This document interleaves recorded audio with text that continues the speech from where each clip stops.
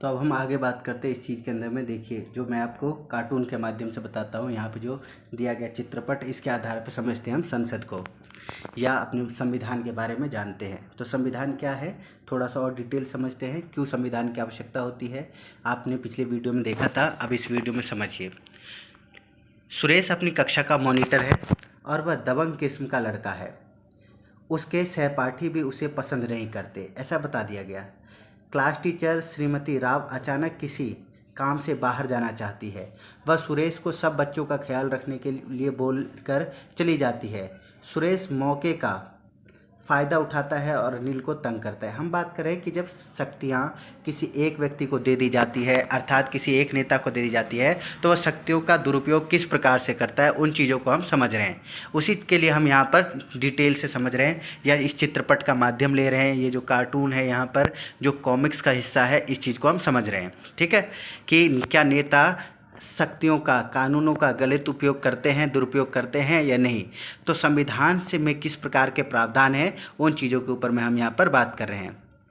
आगे बात करें, देखिए ये रहा क्लास की छवि और इस क्लास के बारे में देखते हैं क्या क्या चीज़ें हुआ है। ठीक है, देखिए अनिल, मैं राव मैडम से तुम्हारी शिकायत करने वाला हूँ।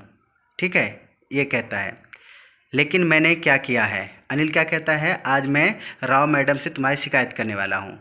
तो दूसरा बच्चा क्या कहता है, वो कहते हैं कि लेकिन मैंने क्या किया है। ठीक, अब देखिए अगला, जब आप कक्षा से बाहर गई हुई थी, जैसे मैडम आई वैसे ही बच्चा क्या कहता है, बच्चा कहता है मैडम से, जब आप कक्षा से बाहर गई हुई थी तो अनिल शोर मचा रहा था, मचाकर सबको परेशान कर रहा था। उसने मेरी बात भी नहीं सुनी। मॉनिटर ने साफ साफ कह दिया मैडम को। अब ज़रा सोच के देखिए, अगर इस प्रकार की दुर्व्यवहार किया जाएगा, इस प्रकार की गलती उठाया जाएगा तो क्या हालत होगा। ठीक है, किस प्रकार से बच्चों के साथ व्यवहार किया जाएगा, उन चीज़ों के बारे में हम जान रहे हैं। अनिल, आज तुम्हें पूरी छुट्टी के बाद यहीं रुकना पड़ेगा। तुम आज 100 बार लिखोगे कि मैं मॉनिटर को तंग नहीं करूँगा। देखिए, पनिशमेंट मिल गया उस बच्चे को। अब वो बच्चा कहता है, लेकिन मैडम मैंने तो कुछ भी नहीं किया है। ऐसी बात कही गई, लेकिन उसकी बात को सुना नहीं गया। ठीक है, ये बात बताया गया। तो यहाँ पर क्या बताया गया, यहाँ पर बताया गया है कि किस प्रकार के शक्ति का दुरुपयोग किया जा रहा है। ठीक है, आइए समझते हैं थोड़ा सा। लोकतांत्रिक समाज में प्राय संविधान ही एक ऐसे नियम तय करता है। सुन लीजिएगा ध्यान से, क्या बताया गया है कि जो लोकतांत्रिक समाज है उसमें क्या होता है कि संविधान जो है हमारा, संविधान ही नियम तय करता है कि जिनके द्वारा राजनेताओं के हाथों से सत्ता का दुरुपयोग को रोका जा सकता है। समझ में आया आपको, हम किस चीज़ की बात कर रहे हैं। हम बात कर रहे हैं कि जो हमारा संविधान है, हमारा संविधान ही ऐसे नियमों को तय करता है जिनके द्वारा राजनेताओं के हाथों सत्ता के इस दुरुपयोग को रोका जा सके। ठीक है, तो ये संविधान की एक खास बात है, आप बिल्कुल इसको नोट कर लीजिएगा। आगे बात करते हैं हम। आगे क्या है, आगे लिखा है आपके पास, भारतीय संविधान में कुछ ऐसे बहुत सारे मौलिक अधिकारों वाले खंड भी दिए गए हैं। क्या दिया गया है, मौलिक अधिकार, जिसको हम फंडामेंटल राइट्स के बारे में कहते हैं। मैं आपको बताऊंगा फंडामेंटल राइट्स क्या हैं, इनको हम लर्न करेंगे। ठीक है, चलिए समझते हैं आगे। तो यहाँ पर आपके पास अब आगे बात करते हैं हम किस चीज़ के बारे में, हम बात करते हैं यहाँ पर एक ऑप्शन लिया गया है, एक उदाहरण दिया गया है। उदाहरण में कहा गया आपके पास कि ओम प्रकाश जी का 7वीं कक्षा की पुस्तक में दिया गया था। ओम प्रकाश वाल्मीकि जी जो एक दलित थे, उन्होंने अपने दलित होने के कारण एक पुस्तक लिखी थी जिसमें लोगों से कहा था कि भेदभाव का सामना करना पड़ता है, उस भेदभाव को कैसे दूर किया जाए, इन बातों के ऊपर में ध्यान दिया गया। वहाँ आपने पढ़ा था कि भारतीय संविधान, यानी 7वीं के अंदर में आपने पढ़ा था कि भारतीय संविधान में सभी व्यक्तियों को समानता का अधिकार देता है। ठीक है, ये खास बात है। हमारा संविधान कहता है कि धर्म, नस्ल, जाति, लिंग और जन्म स्थान के आधार पर देश के किसी भी नागरिक के पास भेदभाव नहीं किया जा सकता। ठीक है, अच्छे समझ लीजिए हमारा संविधान क्या कहता है। भारतीय संविधान देश के सभी व्यक्तियों को समानता का अधिकार देता है। हमारा संविधान कहता है कि धर्म, नस्ल, जाति, लिंग और जन्म स्थान के आधार पर देश के किसी भी नागरिक के साथ भेदभाव नहीं किया जाएगा।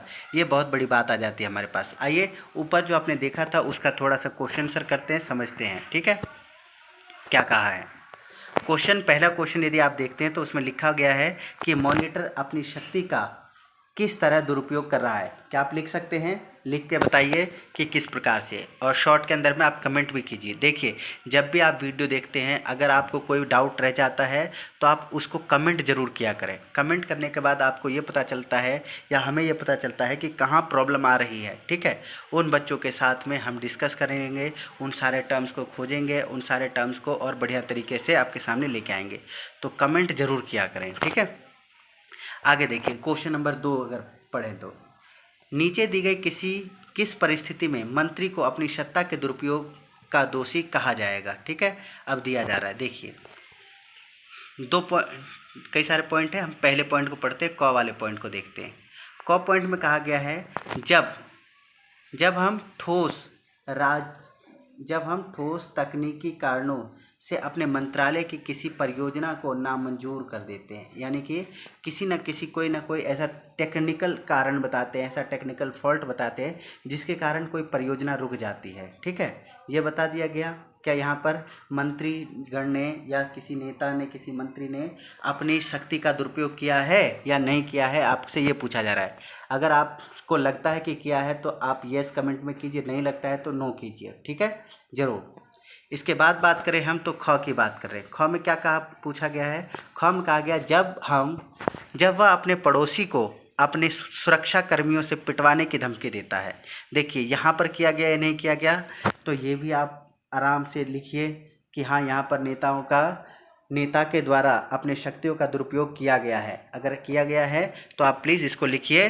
ठीक है, कमेंट के अंदर भी लिखिए और कॉपी के अंदर भी लिखते चलिए, जहाँ पे दिक्कत आएगा उसी टाइम। ठीक, इसके बाद ग वाले पॉइंट को हम समझते हैं। क्या कहा गया है ग वाले पॉइंट में? ग वाले पॉइंट में कहा गया है कि जब वह थाने में फ़ोन करके पुलिस अधिकारियों पर दबाव डालता है कि उसके किसी दोषी रिश्तेदार के खिलाफ FIR दर्ज ना की जाए। तो ऊपर के जो 3 केस हमने पढ़े, क हो, ख हो, ग हो। क में क्या था, जब नेता किसी परियोजना को रद्द करवाता है। उसके बाद ये ग वाले में क्या है कि कोई अपने दोषी रिश्तेदार के खिलाफ FIR दर्ज नहीं करवा रहा है। ठीक, इसके बाद हमने जो देखा था अभी ख में क्या था कि अपने पड़ोसी को, क्योंकि वो नेता है, उसके पड़ोसी से उसकी कोई अनबन हो गई है, उस अनबन होने के कारण उसने अपने सुरक्षा कर्मियों से उनको पिटवा दिया। तो ये तीनों के तीनों घटनाएं जो हैं वो एक नेता के द्वारा वो ठोस कदम है या नहीं है, ये बताइए। क्या उसने सत्ता का दुरुपयोग किया या नहीं किया, ये बताइए। ठीक है, बढ़ते हैं आगे, फिर समझते हैं हम इन चीज़ों को। देखिए, लोकतंत्र में संविधान का एक महत्वपूर्ण काम यह होता है कि कोई भी ताकतवर समूह किसी दूसरे या कम ताकतवर समूह के लोगों के खिलाफ अपनी ताकत का इस्तेमाल ना करे। जो हमारा संविधान है ये इस चीज़ की भी मंजूरी देता है, यानी कि एकता की बात करता है। किसकी बात करता है? एकता की बात करता है। ठीक है, क्या कहा गया? कहा गया कि लोकतंत्र में संविधान एक महत्वपूर्ण काम होता है कि कोई भी ताकतवर समूह, ठीक है, कोई भी होगा, मान लीजिए एक बहुत बलशाली व्यक्ति है और दूसरा दुबला पतला कमज़ोर व्यक्ति है, तो इसमें एक समूह दूसरे के ताकत का इस्तेमाल ना करे। ठीक है, यानी कि अगर जो ताकतवर है उसको मारे ना, उसको दबाए ना, ऐसे कोई भी चीज़ ना करे। ये सारा का सारा टर्म्स जो है, ठीक है, वो किसके आधार पर दिया गया है? तो संविधान में लिखा गया। यानी कि संविधान एकता की बात करता है। संविधान किसकी बात करता है? एकता की बात करता है, मेलजोल की बात करता है, जिससे समाज का निर्माण हो सके। ठीक है, आइए आगे बात करते हैं हम। यहाँ पर भी एक चित्रपट दिया गया है, उसको बारे में समझते हैं। ठीक, यहाँ देखिए, इस वाले में यहाँ आप कुछ बच्चे को देखते हैं आप, ठीक, और इसमें लिखा गया है खेलों की घंटी शुरू होने वाली है। खेल की घंटी शुरू होने वाली है। यहाँ पे एक बच्चे हैं जो क्रिकेट वाले हैं, क्या कहते हैं? नहीं, हम तो क्रिकेट ही खेलेंगे। ठीक है, वही दूसरे बच्चे हैं इधर, ये क्या कहते हैं? चलो आज कुछ अलग खेल खेलते हैं, बास्केटबॉल। ठीक है, यहाँ पर एक ग्रुप है, एक ग्रुप ने क्या कहा है? कहा कि हम बास्केटबॉल खेलेंगे, है ना। वही दूसरे कहते हैं नहीं, हम क्या खेलेंगे? सिर्फ और सिर्फ क्रिकेट खेलेंगे। अब जरा यहाँ देखिए ध्यान से, शिक्षक इस विवाद को हल करने के लिए दोनों पक्षों को हाथ उठा करके अपनी राय बताने के लिए कहते हैं। क्या कहा? कहते हैं उन्होंने राय बताने के लिए कि हाथ ऊपर करें, रेज योर हैंड। और ये बहुत बड़ा एक डिसीजन है, एक तरह से चुनाव का है, तरीका है, जिसमें क्या करते हैं ना, हम हाथ उठाते हैं और हाथ खड़े करने के बाद किस चीज़ के ऊपर में सहमति या असहमति जताते हैं। अब ये देखिए, क्रिकेट वाले, हाँ हाँ हाँ हम जीत गए इसने कहा, ठीक है, क्योंकि इनके पक्ष में ज़्यादातर लोगों ने हाथ खड़ा किया। अब ये दूसरा व्यक्ति क्या कहता है, जो बास्केटबॉल वाले थे, वो कहते हैं यह तो होना ही था, लड़कों की संख्या कक्षा में ज़्यादा है, ठीक है, शायद ये लड़कियाँ थी, हाँ ये लड़कियाँ थी, यानी कि लड़कियाँ बास्केटबॉल खेलना चाहती थी, लड़कों की संख्या ज़्यादा थी, इस कारण से जो लड़के हैं वो जीत गए, हाथ उठा लिया उन्होंने और वो क्रिकेट खेलने को तैयार हैं। अब जरा दूसरे बार चित्र में देखिए, इसमें क्या कहा गया, हमें सदा वही करना पड़ता है जो लड़के चाहते हैं क्योंकि उनकी संख्या कक्षा में ज़्यादा है, ठीक है। अब ये क्या कहता है, मैडम को फैसले लेने का कोई और तरीका सोचना चाहिए ताकि हमारी इच्छा पर भी गौर किया जा सके। ये तो था चुनाव का, कि जिसमें ज़्यादा वोट गिरेंगे, जिसमें ज़्यादा लोग सहमति होंगे, उन्हीं चीज़ों को गेम दिया जाएगा। तो ये भी एक लोकतंत्र का सहारा है। आइए कुछ प्रश्न दिया गया यहाँ पर, उस प्रश्न के ऊपर में चर्चा करते हैं। ये प्रश्न आपके लिए बहुत ही आवश्यक हो जाते हैं, इन प्रश्नों को आप जरूर पढ़ा करें। क्या लिखा है, लिखा है कि उपरोक्त चित्र कथापट में कौन लोग अल्पसंख्यक में हैं। तो आपको मालूम बता दिया जाए कि जो लड़कियां हैं वो अल्पसंख्यक में, लड़कियां क्या है, अल्पसंख्यक में। बहुसंख्यक गुट द्वारा लिए गए फैसले से यह अल्पसंख्यक गुट को किस तरह से दबाया जा रहा है। तो अगर मैं इसका आंसर बताऊं तो ऐसा लग रहा है कि जो अल्पसंख्यक है उनको कोई मौका नहीं दिया गया, क्योंकि उनकी संख्या ज़्यादा थी, इसलिए हाथ उनकी आधार पर, किसी भी आधार पर हाथों की जो संख्या थी वो लड़कों की तरफ से ज़्यादा अधिक हुई। अगर लड़कों की तरफ से संख्या ज़्यादा हुई, इसका अर्थ है कि लड़कों जो थे वो उस चुनाव के दौरान कि कौन सा गेम खेला जाए उसमें लड़के जीत गए, ठीक है। तो दोनों के दोनों बातें आपको समझ में आ गई, चित्रपट को लेकर के, संविधान की बातों को लेकर के। कुछ बातें हैं संविधान में, थोड़ा समराइज करके मैं आपको उसको एक्सप्लेन कर दूंगा, ठीक है। आइए थोड़ा सा और चर्चा करते हैं। इस तरह की अवस्था, हालात लोकतांत्रिक समाज में भी पैदा हो सकता है, ठीक है, बहुत सा अक्सर होता रहता है, जहां हम बहुमत वाले गुट लगातार ऐसे फैसले लागू करते रहते हैं जिनमें अल्पसंख्यकों की सहमति नहीं होती और उनका नुकसान होता है।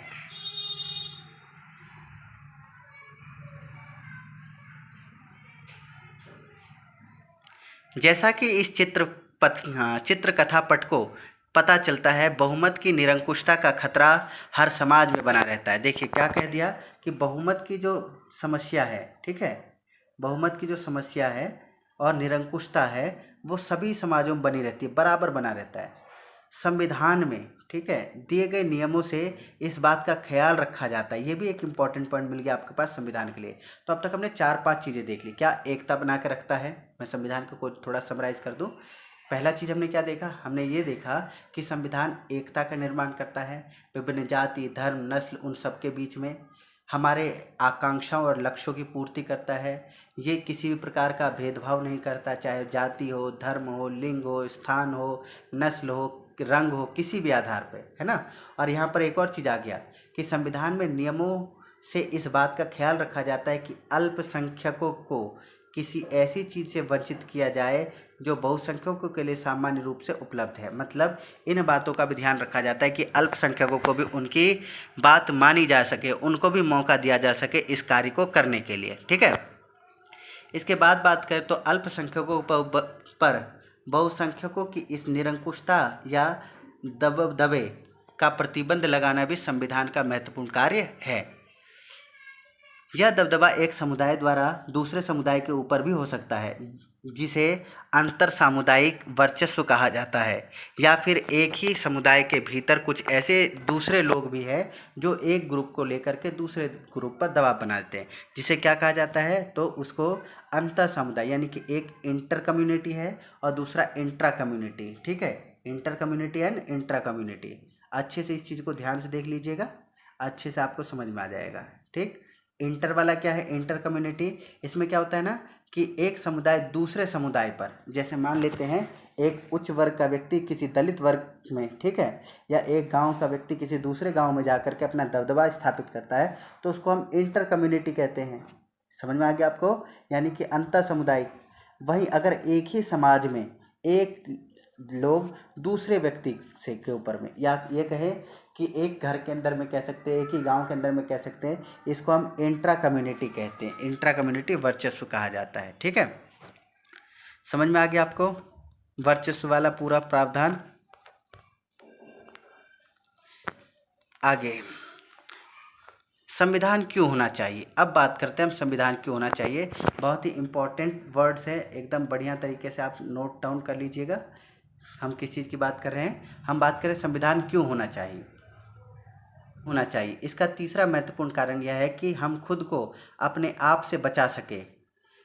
यह बात सुनने में ज़रा अजीब लगती है, असल में इसका मतलब यह है कि कई बार हम किसी मुद्दे पर बहुत तीखे ढंग से सोचने लगते हैं। ठीक है, ऐसे विचार हमारे व्यापक हितों के लिए नुकसानदेह हो सकते हैं और संविधान हमें ऐसी भावनाओं से बचाने में मदद करता है। तो मोटे मोटे तौर पर मैंने आपको बता चुका हूँ कि संविधान क्या है। संविधान हमारे आकांक्षाओं को पूरा करता है, हमारे समाज को सुरक्षित रखने का कार्य करता है। यह नियमावली है जिसके आधार पर जिस देश में सुरक्षित व्यवस्था बनी रहती है। ठीक है, अब अगला है हमारे पास भारतीय संविधान के मुख्य लक्षण। ये जो भारतीय संविधान के मुख्य लक्षण है, इसके ऊपर में हम बात अगले वीडियो में करेंगे, जो जल्द ही आपको मिलेगा। ठीक है, तो तब तक आप इन दोनों टर्म्स को अच्छे से समझ लीजिए। कोई भी प्रॉब्लम होगा तो प्लीज़ आप बताइए, है ना, कमेंट कीजिए। और अगर आपको वीडियो थोड़ा सा भी अच्छा लगा हो तो इसको लाइक ज़रूर करें और अपने दोस्तों के साथ शेयर ज़रूर किया करें। ठीक, अगले भाग में हम मिलेंगे और अगले भाग में हम भारतीय संविधान के जो मुख्य लक्षण है उसके ऊपर में चर्चा करेंगे, कौन कौन से मुख्य लक्षण हैं भारत के संविधान के। ठीक है, तो अगर आप पहली बार जुड़े हैं तो हमारा चैनल ज़रूर सब्सक्राइब करें